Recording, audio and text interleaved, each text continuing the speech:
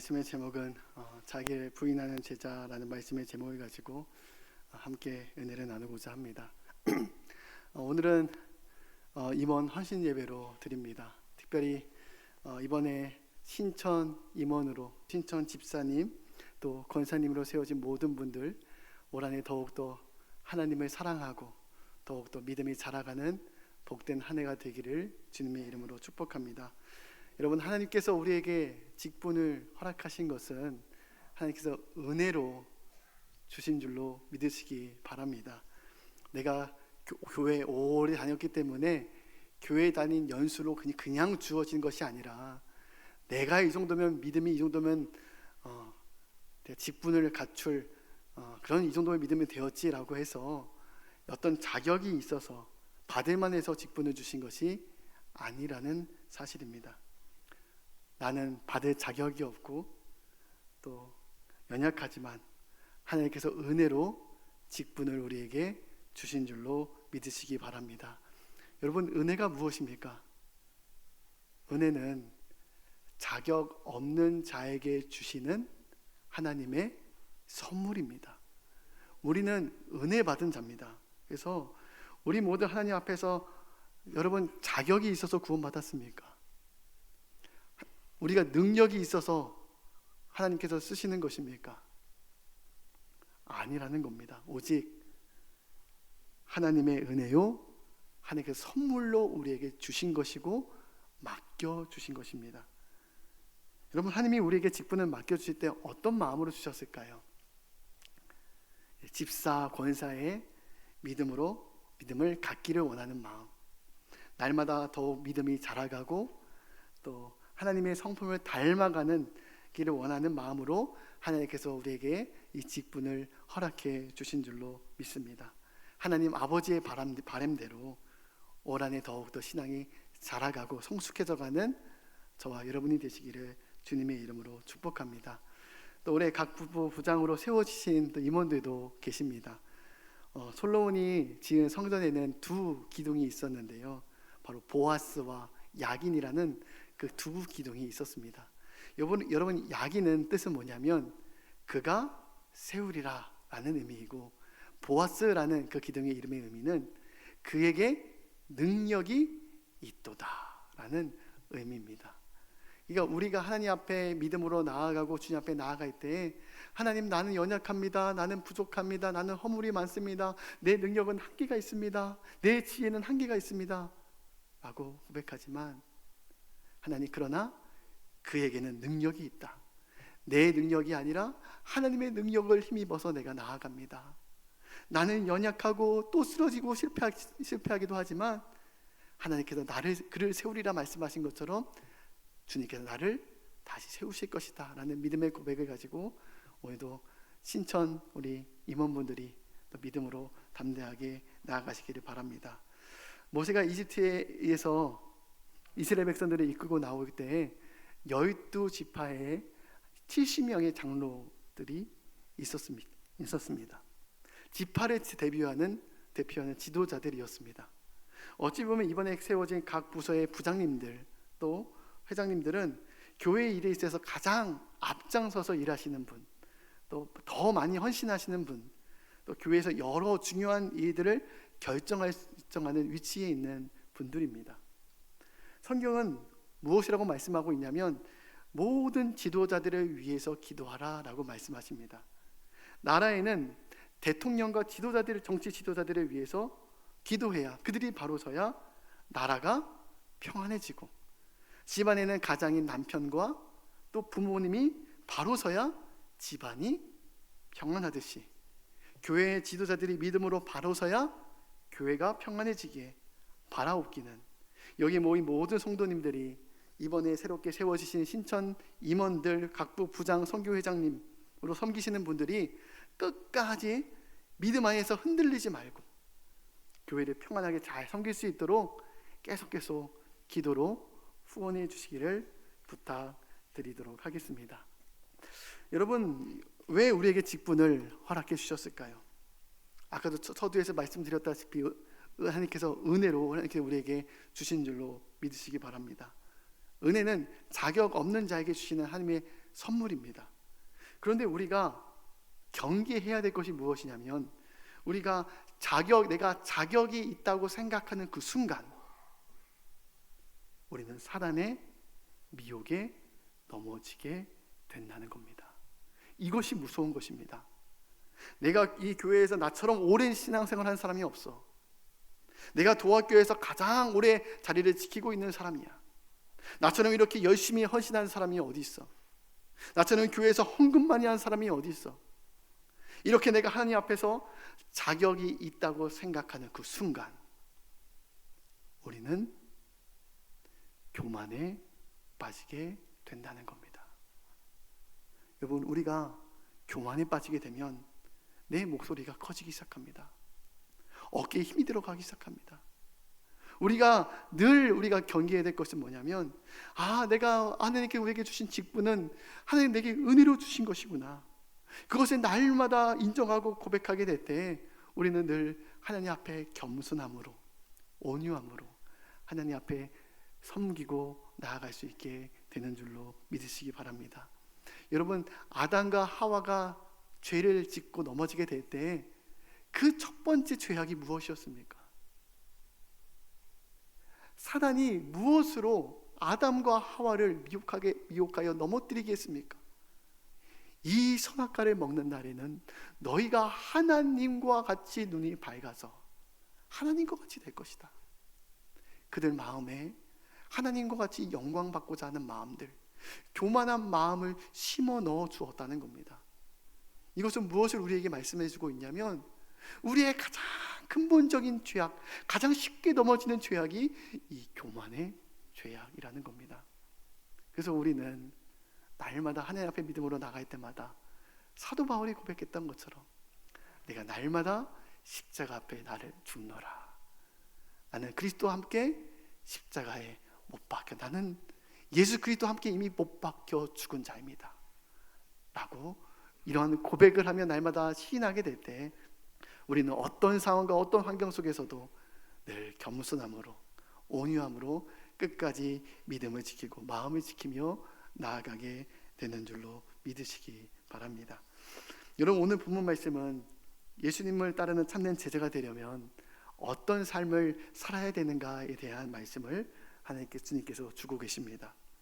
예수님은 가이사랴 빌립보 지역에서 처음 제자들에게 주님이 이 땅에 오신 사명에 대해서 분명하게 말씀하셨습니다. 내가 이 땅에 온 목적은 사람들에게 영광받고 사람들에게 높임받기 위해서 이 땅에 온 것이 아니라 고난받고 핍박받고 십자가에서 죽으시기 위해서 이 땅에 오셨음을 분명하게 말씀하셨습니다. 누가복음 9장 22절 말씀 함께 봉독하겠습니다. 이르시되 인자가 많은 고난을 받고 장로들과 대제사장들과 서기관들에게 버림받으여 죽음을 당하고 제3일에 살아나야 하리라 하시고 아멘. 예수님이 이 땅에서 유대인들에게 핍박받고 고난받으셨습니다. 심지어 십자가에 못 박혀 죽으시기까지 하셨습니다. 예수님은 이 땅에 오셔서 많은 유대인들에게 환영받고 지지받고 찬양받고 영광받으신 것이 아니라 철저하게 십자가 앞에서 모욕과 수치와 고난을 받으셨습니다. 왜 주님께서 십자가에서 이런 고난을 다 감내하셨을까요? 십자가 뒤에 구원이 있기 때문입니다. 고난 뒤에 영광이 있기 때문입니다. 죽음 후에 부활이 있기 때문입니다. 예수님께서 왜 이 땅에서 고난을 다 받으셨습니까? 왜 수많은 사람들의 모욕과 수치를 받으면서도 끝까지 그 십자가의 길을 걸어가셨습니까? 죄로 인해 죽어가는 영혼들을 살리시기 위해 주님께서 다 고난을 감내하시고 받으신 겁니다. 죄로 인해 지옥 가는 영혼, 그 영혼을 구원하는 그 영광을 누리기 위해서 주님께서 이 땅에서의 모든 고난과 수치를 다 감내하신 겁니다. 그렇다면 예수님을 따르는 여러분, 우리는 어떻습니까? 예수님을 따르는 제자인 우리는 우리 앞에 어떠한 길이 우리 앞에 놓여져 있는 걸까요? 우리 앞에 두 가지 길이 놓여져 있습니다. 적당히 우리가 필요하고 아쉬울 때만 예수님을 찾는 그 무리, 군중들이 걸어가는 그 신앙의 길을 걸어가든지, 아니면 예수님께서 걸어가시는 그 길, 십자가의 길, 주님과 동행하는 길, 구원의 길, 그 길을 걸어가든지, 우리 앞에 이 두 길이 놓여져 있다는 겁니다. 여러분은 어느 길로 가시겠습니까? 평탄한 길로 가시겠습니까? 아니면 주님이 걸어가시는, 주님과 함께하는 그 길, 주님과 함께 고난받는 길을 선택하시겠습니까? 로마서 8장 17절 말씀 함께 봉독하도록 하겠습니다. 이르시되 인자가 많은 고난을 받고 자기 대제사장들과 서기관들에게 어림바되어 죽임을 당하고 3일에 살아야 하리라. 아멘. 아마 잘못 나와 있는데요, 제가 다시 불러드리겠습니다. 자녀이면 또한 상속자 곧 하나님의 상속자요 그리스도와 함께한 상속자니 우리가 그와 함께 영광을 받기 위하여 고난도 함께 받아야 할 것이니라. 아멘. 그와 함께 고난도 받을 거죠. 사도 바울은 분명하게 말씀하고 있습니다. 하나님의 자녀인 우리들은 하나님 나라를 유업으로 물려받은 하나님 나라의 상속자라고 말씀하고 있습니다. 우리가 예수님과 함께 그 구원의 영광을 받고 누리기 위해서는 예수님과 함께 고난도 함께 받아야 할 것임을 여러분 분명하게 말씀하고 있습니다. 여러분, 예수 믿는 길은 평탄한 길이 아닙니다. 좁고 협착한 길입니다. 예수님과 함께 고난받는 길입니다. 예수님과 함께 모욕받고 때로는 멸시받는 길입니다. 여러분, 교회에서 앞장서서 일하시면 여러분 어떻습니까? 다른 성도들이 잘 인정해주고 또 격려해주고 여러분 칭찬해 주십니까? 오히려 때로는 제일 앞장서서 주님의 일을 하게 되면 욕을 먹고 시험이 들 일이 참 많습니다. 주의 일을 위해 앞장서서 일하면 마음은 상할 때가 더 많습니다. 생각지도 못한 오해를 받아서 억울한 일을 당할 때도 여러분 많습니다. 제일 앞장서서 일하시고 섬기시는 분들은 사실 마음은 상하는 일을 안 당해보는 사람이 아무도 없을 겁니다. 그냥 편하게 주일 예배만 드리는 성도였다면 이렇게 마음을 상할 일도 여러분 없었을 겁니다. 마음을 열심히 주의 일을 하고 은혜 받고 열심히 주님 앞에 앞서서 일을 하게 되면 죄송한 일이지만 마음 상할 때가, 시험 당할 때가 많이 있습니다. 근데 제가 안타까운 것은 뭐냐면 주의 일을 하면서 마음이 상하여 마음이 다치고 그 상한 마음으로 인해서 우리의 심령이 날카로워지는 것, 이것이 우리에게 너무나도 경계해야 될 줄로 믿습니다. 하나님, 우리의 마음을 지켜주시옵소서. 우리가 때로는 주의 일을 하고 앞서서 주의 일을 할 때 때로는 예수님과 같이 모욕을 받고 수치를 당하고 어려움을 당할 때가 많습니다. 시험을 받을 때가 많습니다. 근데 가장 경계해야 될 것이 뭐냐면 우리가 어려움을 당하고 시험 당하고 어려움 당할 때 그로 인해서 우리의 마음이 상처가 남아서 그 상처로 우리의 모습이, 신앙이 뭐가 나게 되고 날카로워지게 되는 것, 이것이 하나님 앞에서 하나님이 보시기에 얼마나 안타까운 마음일지도 모릅니다. 하나님, 우리가 주의 일을 섬기는 분들을 위해서 여러분 계속 기도해 주시기 바랍니다. 끝까지 하나님 주신 은혜로 내 마음을 끝까지 지키게 하여 주시옵소서, 믿음을 지키게 하여 주시옵소서라고 늘 우리 제일 앞서서 섬기시는 분들을 위해서 성도들 뒤에서 많이 기도해 주어야 될 줄로 믿으시기 바랍니다. 여러분, 주님께서 분명히 말씀하십니다. 너희가 나를 따라오려거든 자기를 부인하고 자기 십자가를 지고 나를 따를 것이니라. 나를 따를 것이니라. 주님께서 예수님을 따르는 제자들에게 이러한 십자가의 고난이 올 것임을 분명히 말씀하십니다. 이러한 아픔과 고난이 우리에게 찾아올 것임을 분명히 말씀하십니다. 그때 우리가 끝까지 믿음의 경주를 할 수 있는 유일한 길은 이 말씀밖에 없습니다. 자기를 부인하고 자기를 자기의 십자가를 치고 주님을 따르는 길밖에 여러분 없는 줄로 믿으시기 바랍니다. 여러분, 십자가는 죽음입니다. 사도 바울도 죽음에 대해서 분명히 말씀합니다. 내가 날마다 십자가 앞에서 죽노라. 여러분, 예수님과 함께 십자가에 달려 죽으셨습니까? 여러분, 예수님과 함께 내 모든 정과 욕심을 십자가에 못 박으셨습니까? 여러분, 예수님과 함께 내 모든 혈기를 십자가 앞에 못 박으셨습니까?